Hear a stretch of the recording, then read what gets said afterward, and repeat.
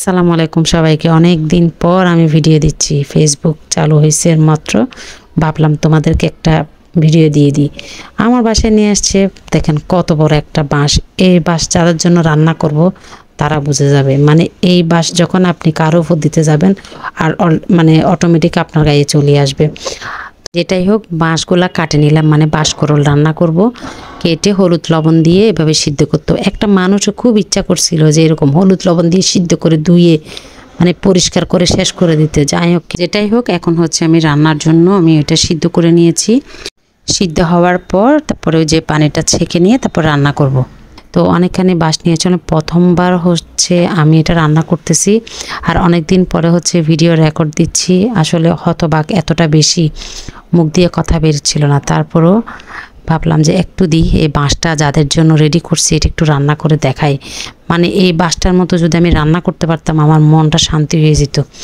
তো এই যে একটু চিংড়ি মাছ ভাজলাম, পেঁয়াজটা ভাজলাম, এরপর একটু দিয়ে দিচ্ছি হলুদ।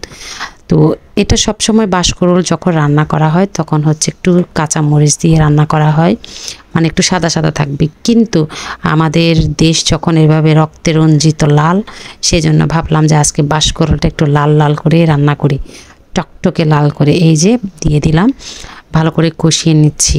আজকে একটু স্পেশালভাবে রান্না করতেছি।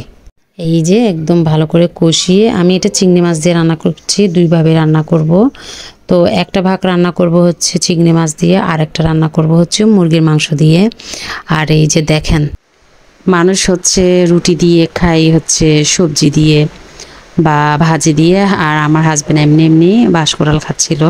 প্রথমবার রান্না করছে। আমি যখন রাঙামাটি যাই তখন হচ্ছে রাঙামাটি, তারপর খাগড়াছড়ি, তখন ওরা খুব সুন্দর রান্না করে, জানি না কিভাবে, খুব মজা হয়।